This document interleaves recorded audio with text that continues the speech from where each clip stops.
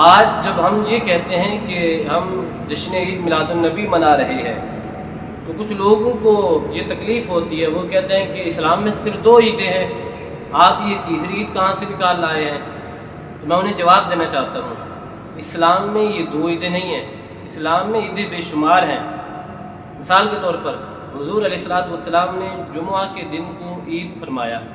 آپ صلی اللہ علیہ وسلم کا ارشاد گرامی ہے، آپ فرماتے ہیں ان ھذا یوم عید جعلہ اللہ للمسلمین، ابن ماجہ کی حدیث مبارکہ ہے۔ آپ صلی اللہ علیہ وسلم نے ارشاد فرمایا کہ اللہ تبارک و تعالی نے جمعہ کے دن کو مسلمانوں کے لیے عید بنایا۔ تو اب ایک سال میں 52 جمعے آتے ہیں، تو یہ 52 عیدیں تو صرف جمعہ کی ہوئی۔ اور پھر اس کے علاوہ جب حضور علیہ الصلوۃ والسلام سے یہ سوال پوچھا گیا کہ یا رسول اللہ صلی اللہ علیہ وسلم،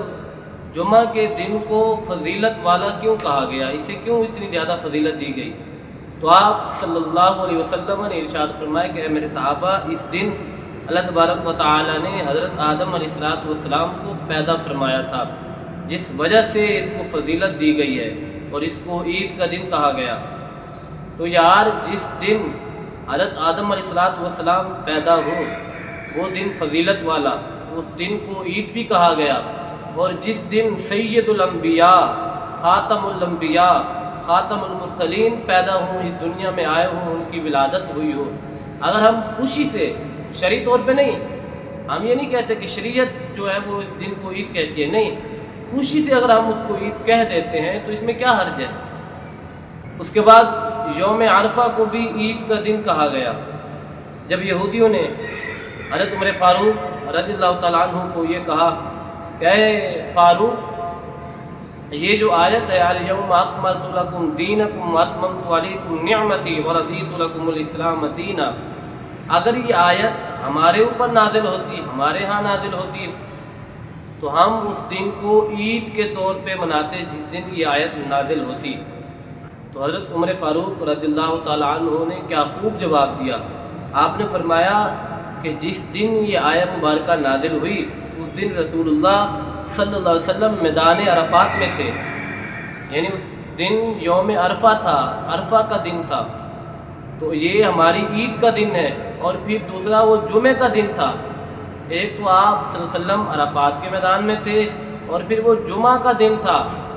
تو آپ رضی اللہ تعالیٰ عنہ نے یہودیوں کو یہ فرمایا کہ اس دن ہماری 2 عیدیں تھیں،